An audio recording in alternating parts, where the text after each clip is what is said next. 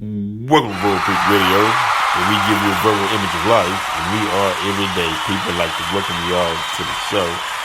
Today we dealing with a modern day trading places. Right. Let me explain to you what I'm talking about, right? Now, the ghetto, right? Back in the day in Europe, the ghetto was a place that they placed the Jews in.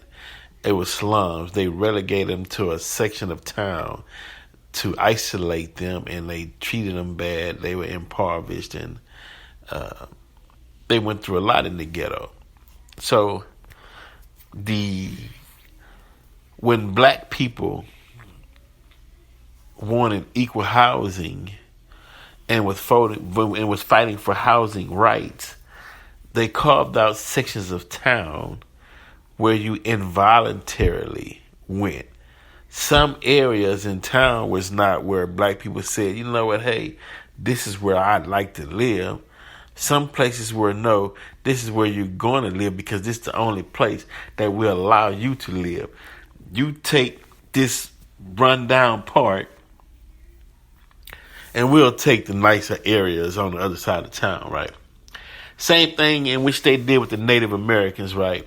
We're going to put you on reservations, but we're going to put you on the poorest grounds that we can find where you can't grow any crops. The land it is so dry and brittle that you'll be lucky if you can grow some corn there, right? Trading place. Nothing new under the sun, right?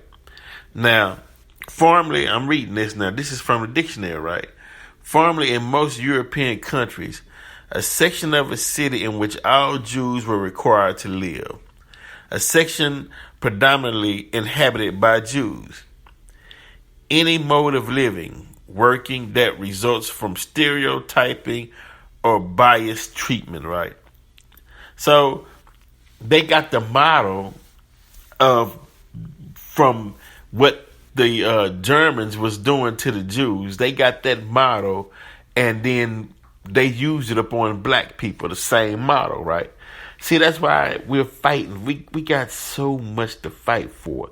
And the reason why we fighting, we're going back again into our Akashic records, right? And your Akashic records is nothing but the memory in which your forefathers seen and experienced. You're peeking through their eyes in today's time because the blood that flows in your very veins flowed in their veins, right? In your DNA, it carries memory. So you're able to reach back and you can remember when you were kings and queens and gods and goddesses and ruling Egypt and Nubia and Kush and Timbuktu and all of the marvelous, wonderful things that we accomplished, ruling Spain and giving Spain its start in civilization. You know, we did a show up on about that. And so what happened was, what they were saying was, what are we going to do with these black people coming up out of slavery and Jim Crow, and now they want to move into the cities. They're making this big migration from the South because Mississippi, the whites in Mississippi was forcing the migration to up in Chicago in the North because they wanted Mississippi to be all white. So they did everything they could to encourage black folks to leave Mississippi and head to the north. So when they got there, where you putting these black people? The white folks like, y'all not living amongst us. Put them in the ghettos like y'all did with the Jews in Europe. And so that's what they did, right? Now, we want to get into, because it's more to this.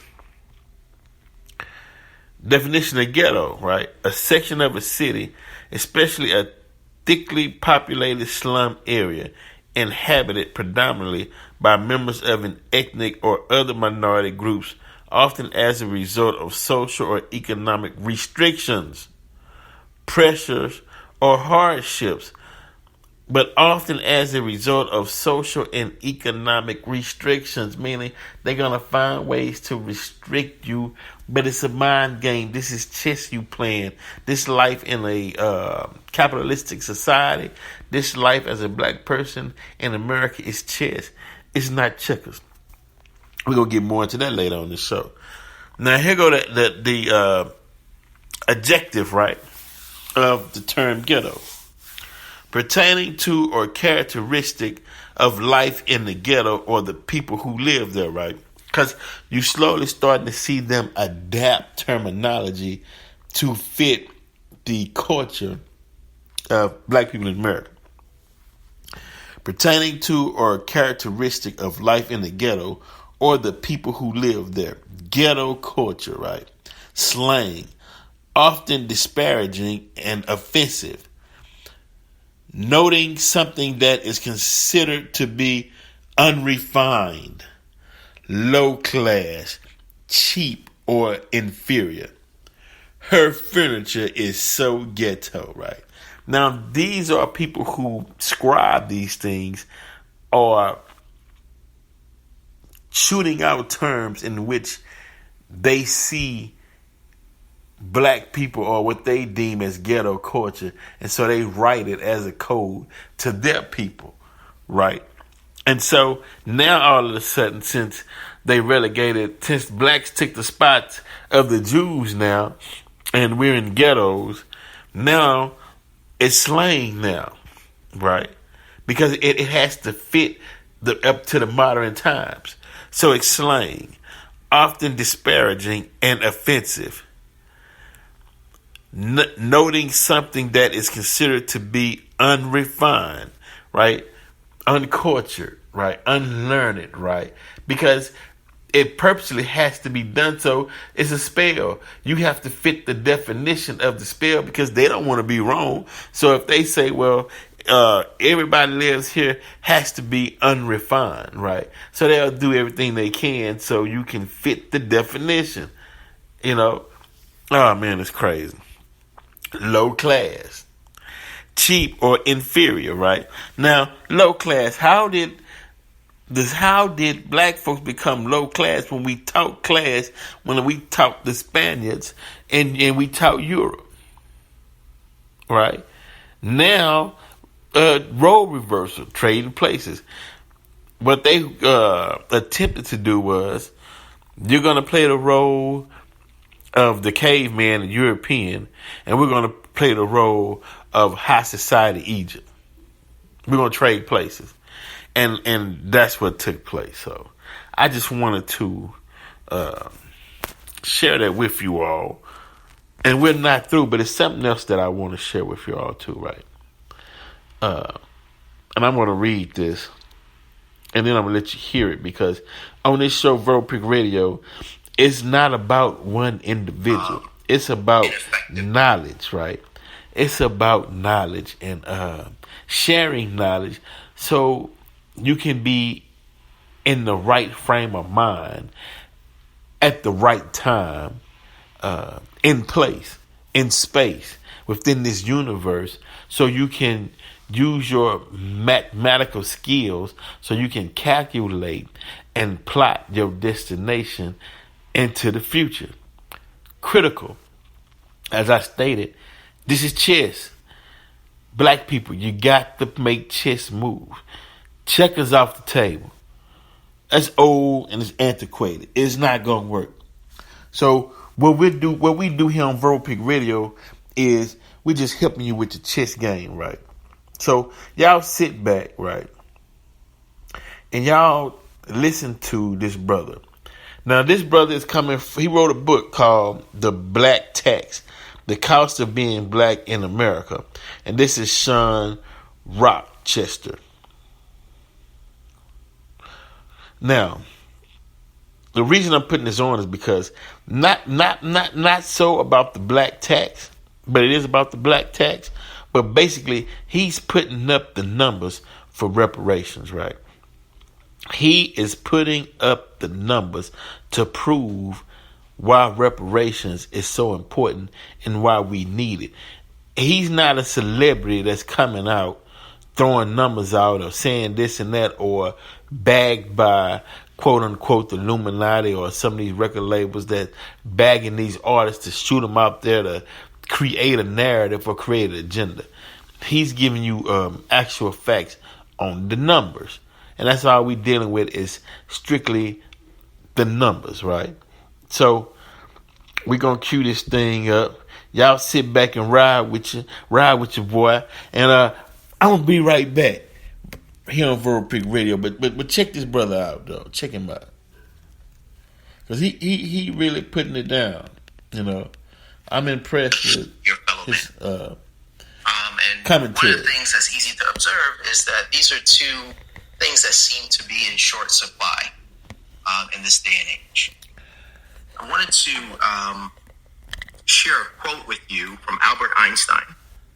And he said this in an address that he did to the National Urban League in 1946. And he said, listen, we must make every effort to ensure that the past injustice, violence, and economic discrimination, that is the black tax, will be made known to the people. The taboo, let's not talk about it, must be broken. So in that spirit, let's talk about it. And the portion of it that I want to address tonight is this. How is it that after 400 years, over 40 million African Americans only own about 2% of U.S. wealth? Either we are colossally and consistently inept, or there is something else happening in the environment that we need to take a closer look at. So we're going to take a closer look at that environment. So the first thing we're going to need to do is kind of go back in time. Go back to the time of slavery. We won't go into detail about what transpired. There's been tombs written on that. But what we're going to do is look at things from an economic perspective, right? One of the first things I want you to understand is that slavery, by definition, is a 100% tax on your labor. It means that nothing that you produce is yours. You are not even yours. Now, there's many things that we could never price or value from that time. You could never price or value what it is to be a woman and to never have control of your body over the entirety of your life. You can never price what it is to be a man and to be unable to protect your spouse or your daughter or your mother, so on and so forth, or to ever be able to reap the fruits of your labor. But one of the things that you can value is the cost of the labor extracted from those people over 250 years, about a quarter of millennia, millions of people. And economists have tried to do that. Some put the number at up to 24 trillion. Others put it as high as 97 trillion. Let's say that the truth is somewhere in the middle. We could be talking about as high as $50 trillion, right? It's a massive number.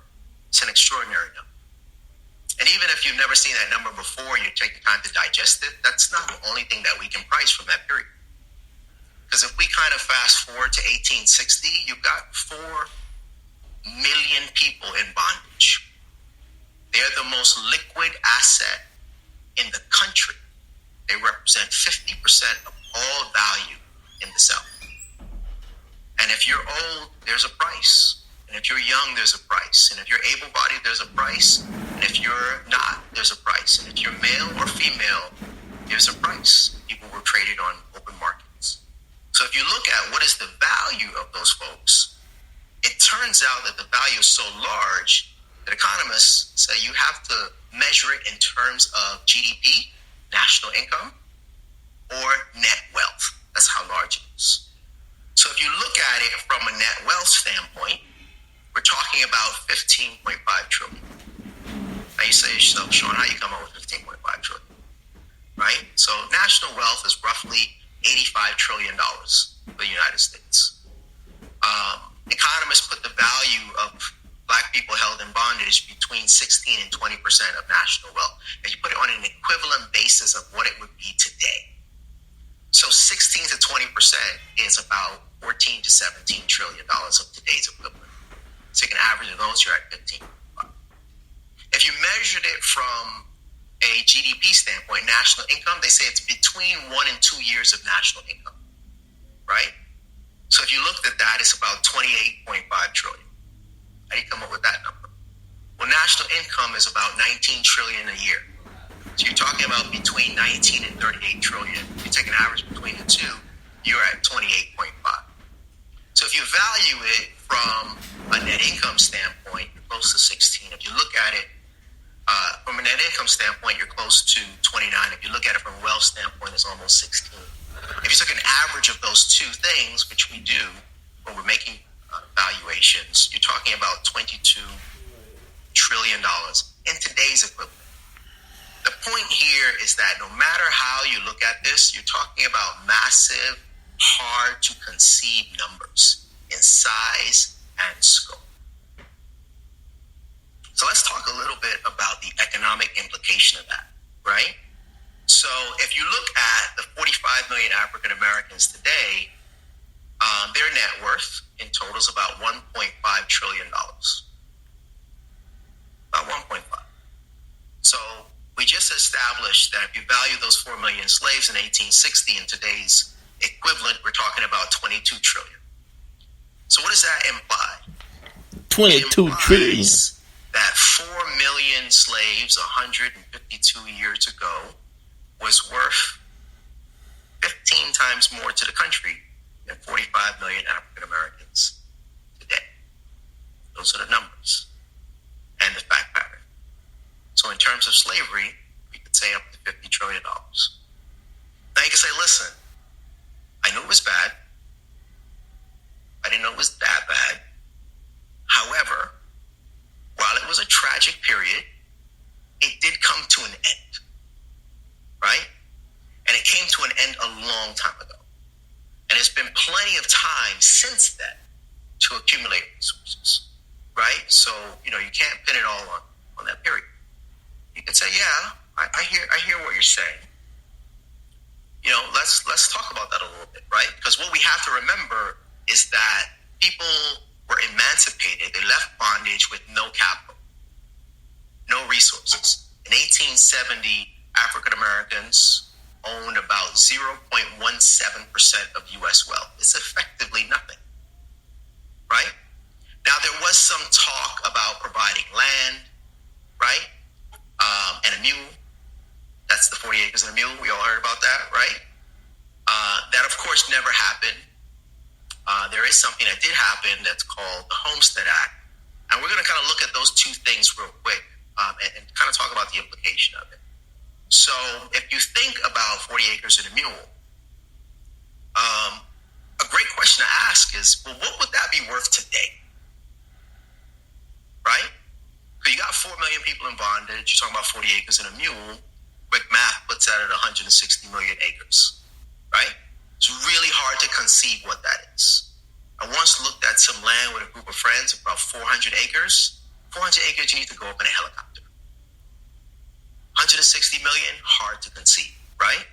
If you think about what would that be worth today, well, like the average price of an acre is, it's between $3,020 and you can go as high as $6,350, which means on a high end, that's about $1 trillion. That's what that would be worth in today's equivalent. And it would be generating about $90 billion a year. You check all these numbers, right?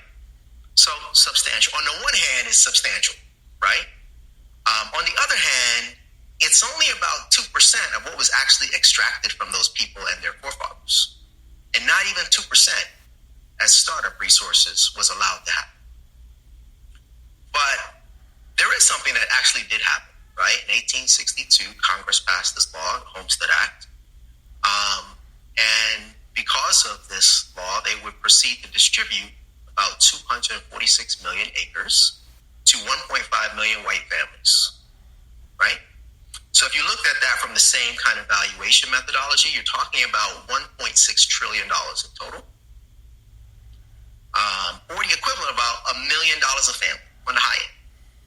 Now listen, I'm all about hard work and bootstraps, but $1 million, them a hell of bootstraps, right? So how did it work? The way it worked was this. People had the opportunity to claim, maybe up to 160 acres. And if you were able to claim it and you stayed on it for 5 years, that's the stead part of the homestead, right? Then you could take possession of it after the 5 years. Now, here's something else to note. So that means, you could be an immigrant coming from another country. You have a chance to claim this land, and if you did, you took possession of it after 5 years. But the other thing that happened after 5 years is you could naturalize as a citizen. That's about how long it took. So you could come here literally with nothing but the shirt on your back, and in 5 years be in an extraordinary financial position. Now, researchers say that there are about up to 93 million white Americans are direct beneficiaries of this. Direct beneficiaries, not tertiary, not secondary, not kind of, sort of, some way related, direct of a massive, government giveaway, right? So in terms of the potential of land that would have been distributed, you're talking about on the high end, about $1 trillion. That was denied, right? But at the same time, $1.6 trillion worth of value was distributed. Important to know. So if we fast forward a couple of years from 1860, we get to the point where you have the Civil War is happening and then has happened. And the context is this, the Southern economy is devastated, right? The global cotton market is devastated. The land confiscated in the Civil War from the South by the North is given back to them. And they have a massive demand for cheap, abundant labor. I'm going to pause there because I just fast forward through like a lot of really important stuff, right? But I'm going to just highlight a couple really key things for you to understand. So the global cotton market is a big deal. It's the first global industry. It's the equivalent of oil today, right?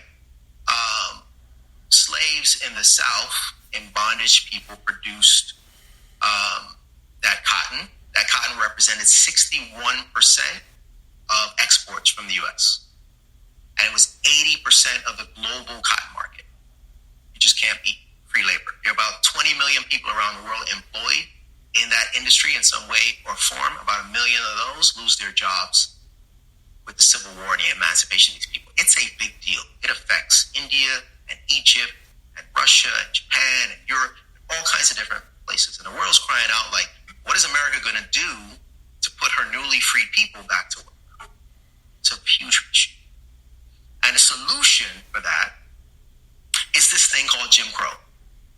Now, Jim Crow is an amazingly nondescript name for something. It's kind of like the Shawn Rochester period.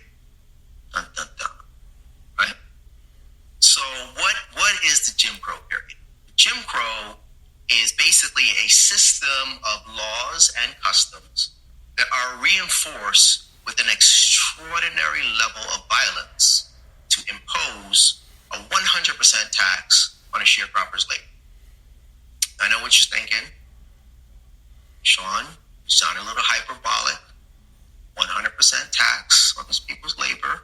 I know they were poor, but they had something. I'm like, listen, I hear you. I'll let you decide if it's 100% tax, right? We'll keep going. So what's sharecropping and how does it work?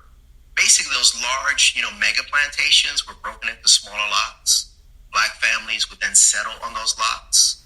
They would agree to plant and cultivate cash crops. At the end of the season, they would bring those crops to market, and then they would share in a portion of the crops, right? So sharecropping.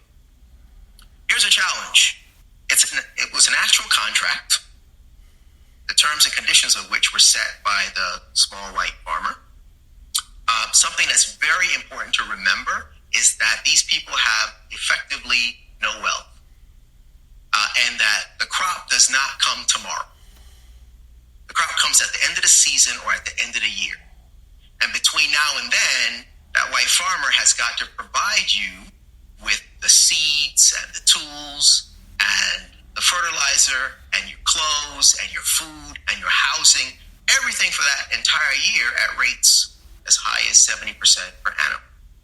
And in some cases, if you fell ill and could not do your work, they could outsource it to someone else and then charge it to you. So effectively, what is happening there is that white farmer sets your cost structure or your expenses, right? Now, at the end of the season, when you bring the crops to market, what you need to understand is the small white farmer is the market. He tells you what your crops are worth, which means that he sets your revenue or your income. And if someone controls your revenue and they control your expenses, by definition, that means they control your profit. I think you see where I'm going with this 100% tax, right? Now, if you are fortunate, your profit will be zero. If you are unfortunate because they don't want you to go to someone else who's more generous, then your profit will be negative, which means you owe them. And they will roll that into what you owe them for the next year. And that leads to perpetual debt servitude. Now, I am very well aware of what you're thinking right now. And what you're thinking right now is, Shawn, that's a bad deal. I'm not going to take that deal. You like apples? How you like them apples?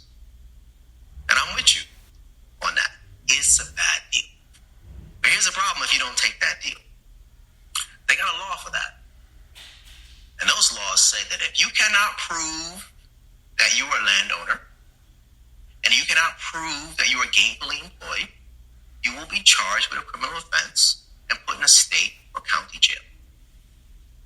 Now you can be like, all right, well, I didn't know that part, so I'll sign a contract. But you know what? I'm just not going to do the work. The problem with that is that they got a law for that. And those laws are called contract enforcement laws because you signed an employment contract. And if you break that, they can charge you with a criminal offense and put you in a state or county jail. Now, some of you might be thinking, look, I didn't realize that either, but this is what I'm going to do. I'm going to sit in jail. They're going to feed me 3 square meals a day. And when they get tired of that, they can let me out. Because I'm not doing it.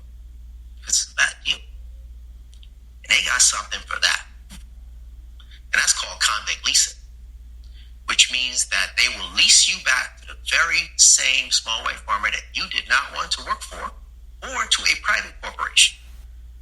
And if you take that deal, there's one thing I want you to understand.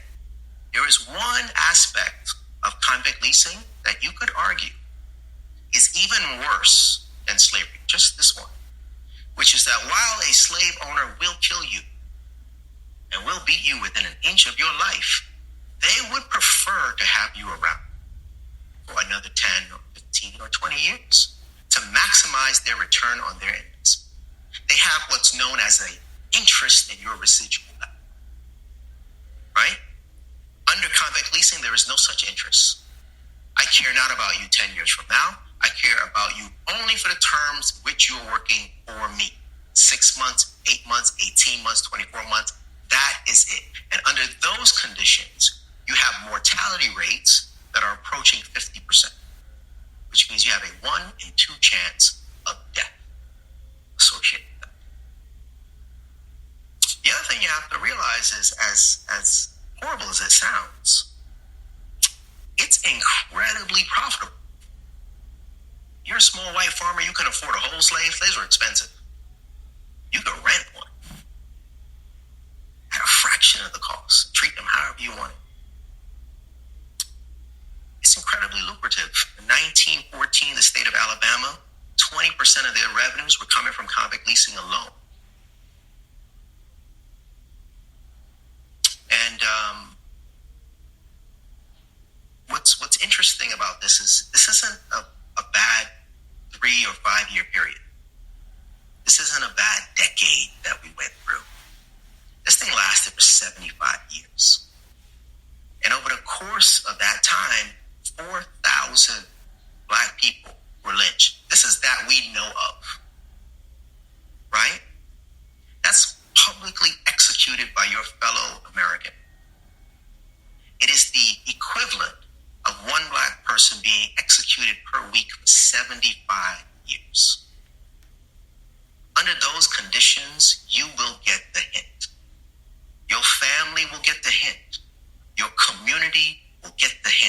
Nobody's been prosecuted for these things. So I think you see where the 100% tax on the labor is coming from. And if it is 100% tax on the labor, that means that by definition it is slavery, which is why they call it. Hold on, wait. He said that nobody has been prosecuted for these things or prosecuted for these atrocities against black people, right? Reparations, right? Why reparations? Because for one, they pulled us down to a level that's damn near less than zero. Then they put on our garments, put on our knowledge, paraded around the world as if they were us,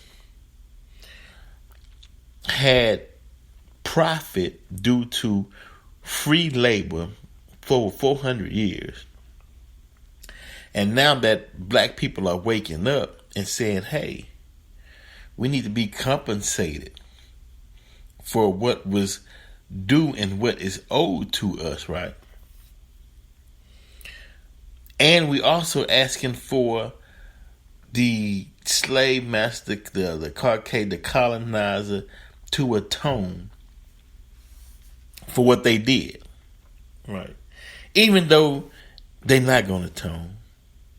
Okay, well then give us some economic value to sustain us and create a living for ourselves in this capitalistic society. Now, they'll open up a discussion, have a debate, but the monies haven't been deposited yet. So that means that justice is lying in the air somewhere. Justice just floating around, waiting to see what's going to be done. So after a period of time, okay, you don't want to give justice to those whom you kidnapped, stole their identity and their ideas, they patent, created you a comfortable living, and you don't want to give them nothing? Okay. Well, take this COVID-19. Take this tornadoes. Take these hurricanes. Then we'll come back to the table. Okay, do you want to deal in justice? Because for these atrocities that took place on black people's heads, as Brother Shawn stated, no one was convicted. No one paid a price for it. It was just, and reason why I'm saying this is, if you believe in karma, then karma is karma. If you believe God is just, then God is just. You can't commit acts and atrocities such as this and don't believe that you're going to have to answer one day. You know, but since it was done such on a big, large scale, then it takes that same amount of time to implement the justice. You understand what I'm saying? So you might say, well, why didn't these things occurred 100 years ago? Well, because it's a process, and it has to take its time. Slavery by another name. Now, if during the period of actual legal bondage, 50 trillion was extracted for those folks, and now they extended that another 75 years, which is about a third of the time, you can argue that another 15 trillion was extracted from these people. And what you have to remember is that while there were 4 million black people in the fields in 1860, 1935, you still had 4 million black people in the fields. Value being extracted under these conditions. So let's think about the implication of that. That means that upon emancipation, you know, the white slaveholding power structure lost $22 trillion, equivalent to today's dollars. Gone. But then over the next 75 years, they would proceed to claw back 15 trillion from the descendants of these newly freed people. How does one accumulate wealth under these circumstances? Jim Crow period.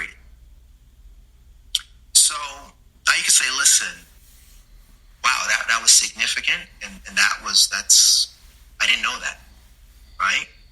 But what I do know is that, you know what, not everybody was in under Jim Crow. Some people got an education. W.E.B. Du Bois went to Harvard, right? So some people got an education. So let's talk about education. I was saying, yeah, you're right. Education is the great equalizer. We call it in today's parlance, human capital development, snazzy name, right? Associated with that. But here's the problem: is that upon emancipation, the white planter class was interested in cheap, abundant labor. They were not interested in public education. Now, small white farmers were absolutely interested in the creation and expansion of public education for their children, as they should be. Newly free people were absolutely interested in the creation and expansion of public education for themselves and their children, as they should be. White planters, not so much. They educated their children privately. But what they did need was the support of the small white farmer. So they agreed to expand public education, but that they would divert resources from black children to white children. So W.E.B. Du Bois says that in the 40 years since emancipation, Negro taxes and the Negro share of income from indirect taxes and endowments have fully repaid white investment in the Negro's education. That's how little on net was invested, right? In 1914, a gentleman by the name of William H. Baldwin, who was the president of something called the General Education Board, you can think of that as the Department of Education at the federal level. He said the South needed Negroes educated so they could be the best possible laborers, and that with the right kind of education, Negroes will willingly work menial jobs, and this will open up opportunities for Southern whites to work more expert labor. This is a person who's responsible for education, right? For the descendants of newly free people. By 1917, there are about 64 public high schools across the entire South. Not in a county, not in a state, the South, right? Not a whole lot of investment in human capital development. Most of the schools in a K through 12 system are built and owned by black people. So it's a form of double taxation. Now, in New York City in 1920, they are investing per child about 50 times more than a black child is receiving in South Carolina under segregation. 50 times more. What I want you to understand about that, and at the time, New York City is about 97 point something percent white. It's not nearly as diverse as you conceive it now. What that means is that you could come from another country to this country, by Ellis Island. And if you stayed in New York, while you came with no resources, you were going into a system that was investing 50 times more in you and your children, their human capital development, than a black child was getting in South Carolina, whose parents had been here and people before him had been here for hundreds of years, right? Just a massive difference. In the South, for every dollar invested in a black child, you have 5 to 8 invested to educate a white child. Not rocket science. If you do that with your children, one's going to be a pauper, one's going to Harvard, right? Black teachers in the South are being paid 25 to 34% on the dollar of what white teachers are being paid. Tough to accumulate wealth under those situations. White students are receiving 50% more years of education by the time they're 25. Massive differential in investment in human capital. It is so substantial that researchers say, listen, if you had just invested in the children the same, just keep all the discrimination and stuff in the marketplace, just invested in the children the same, that could have cut the income gap by up to 50%. Just doing that, just doing what the law actually said. So when you start talking about this happening across millions of children for up to 90 years, In a generation, you're talking about over $600 billion of financial impact. And across that period of time, you're talking about up to $3 trillion. So there is a cost to discrimination. Now you can say, listen, I hear you. However, back in the day, you didn't really need education. We all have a story about a grandfather or a great-grandfather in our family that had a fifth grade level education, a terrific work ethic, got a home, raised the family, did well. We all have experiences like that. So you didn't really need an education. So all you needed was really hard work and purchasing of a home. And you could have done really well. What happened there? And I think that's a really great point. And we could talk a little bit about that. Because housing is the great wealth builder. It absolutely is. For everyone in particular and for African Americans, for everyone in general, for African Americans in particular, right? Because about 64% of the net worth of the typical African American family is associated with real estate. It's critically important. It's actually really important to the country. The American dream is home ownership. The government invested heavily in helping Americans achieve that dream. I think that's a wonderful and terrific and noble thing. It is a massive reason why you have such a large middle class. They invested about $120 billion. Back in the day, it's equivalent to about $1 trillion today. Here's the problem. Less than 2%, and substantially less than 2% of any of those resources invested went to any black man. Right? So I'm sure you guys have heard about, FHA and redlining, right? I won't go into a lot of detail about that. But the federal government invented the mortgage as we know it, right? And what they did was they just guaranteed the payments. That lowered the risk and allowed banks to take lower deposits and to spread out the payment over up to 30 years, right? It allowed millions of people to purchase a home that they could otherwise never afford, right? Only problem is that they refused to guarantee loans for African Americans and absolutely for African Americans who wanted to live in white communities. They were afraid of what they called neighborhood stability. Now you can say, well, I'll just talk to the bank directly. The bank also refused, or the banks also refuse to lend to African Americans. You can say, well, I'll talk to the builder. We'll work it out. Builders also refused. And the banks and the builders had another problem, which is that the federal government wouldn't guarantee their loans if they didn't refuse. And then you can say, I'm going to talk to the realtor. We'll work it out. They'll help me find something. Unfortunately, real estate agents refuse to participate in these transactions. And you can say, listen, we'll just talk to our fellow American. We'll work it out, right? Person to person.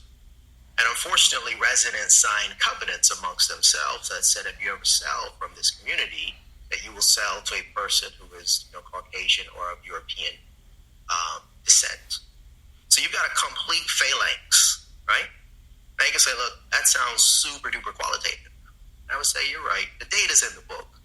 But what I can say quite definitively is that less than 1% of all mortgages issued in the United States of America between 1930 and 1960 went to black people.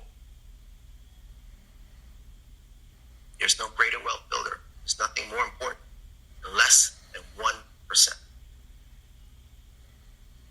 Now you can say, look, I get it. The one thing to think about is if you can't get a mortgage, it doesn't mean that you don't want a home. You still want the American dream. So what people started to do was they turned to the private markets under something called contract sales. And private markets are unregulated. So what happens in these markets is you don't have to do appraisals. So homes are being sold at like 2x the value. On top of that, there's astronomical interest rates. But that's not even the worst part. The worst part is that you don't build equity in the house as you make the payments. Let me explain to you what I mean by that. Let's say we make an agreement that I'm going to purchase the home from you and that I'm going to make 100 installment payments before I take ownership of it, right? And I make 99 of those payments and I miss the 100. What it allows you to do is to keep all 99 payments, to keep my down payment, to take back the house, to evict me, and to resell the house to someone else. You earn no equity in the house, and you are responsible for the upkeep and maintenance of those homes by that contract. How do people accumulate wealth under these circumstances? Now, you can say, look, it's a terrible period. You can buckle down and just, work your best and save your money, right? In the place where you're renting, and kind of wait for some of this craziness to blow over. You know what I mean? But here's the problem with that. We're talking about a time at which you have millions of people fleeing the South and being forced into these corralled areas that they call urban ghettos. Ghetto means involuntary, by the way, connotation.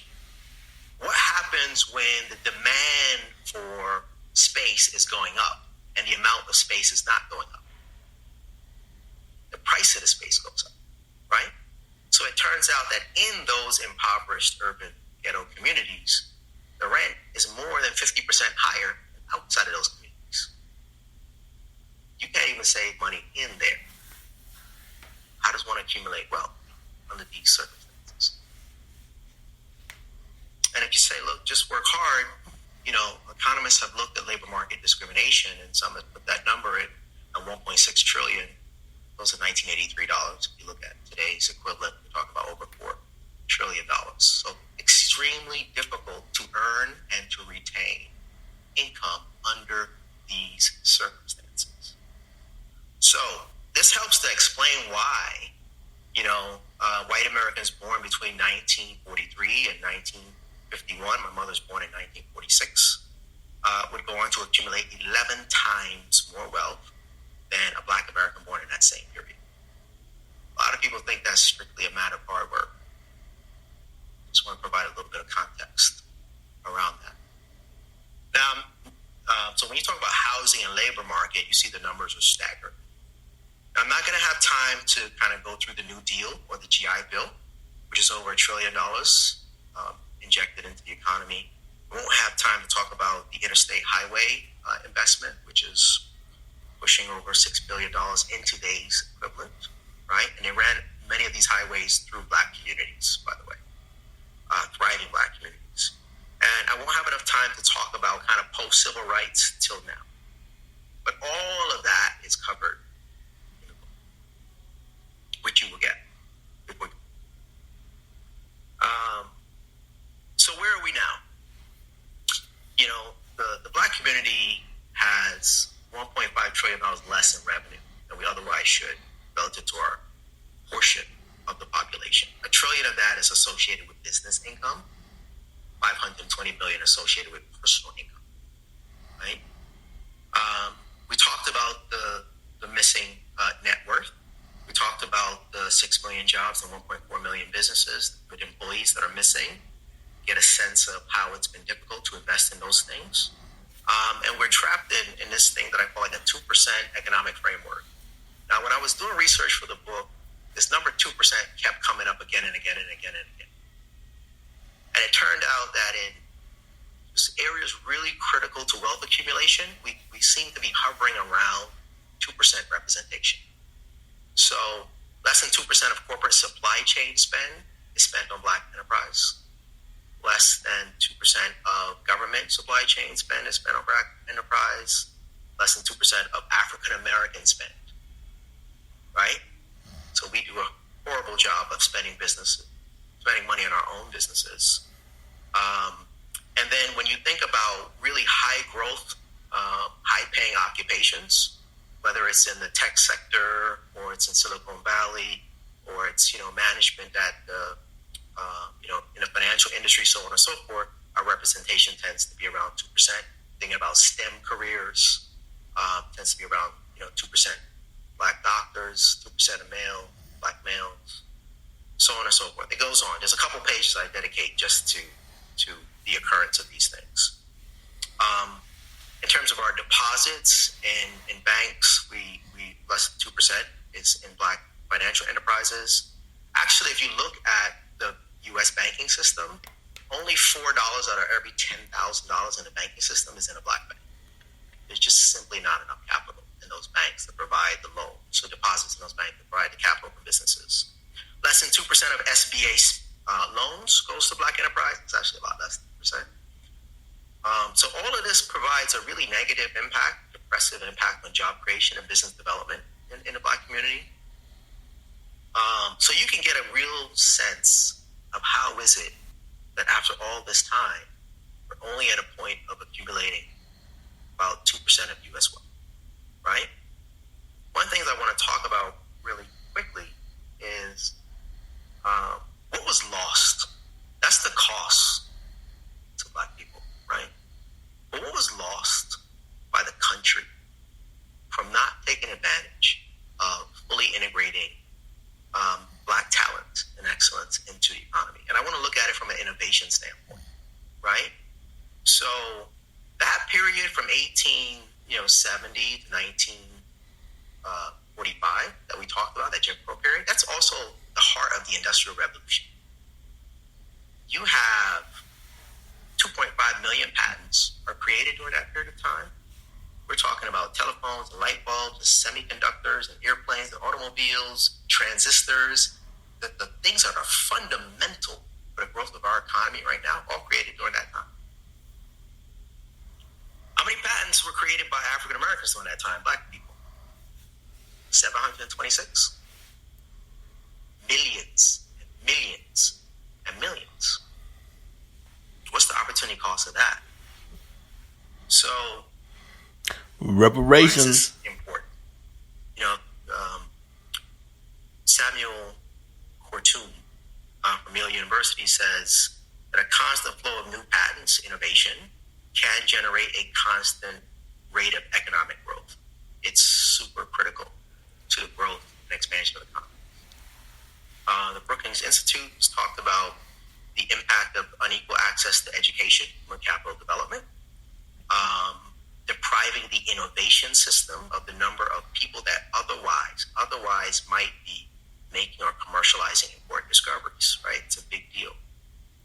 And given that talent generally follows like a normal distribution, like 70% of people tend to be in the middle, right? Average to good. 15% tend to be awesome. I call them the ultra brilliant. We all like to think we're in that category. 15% are very much below average.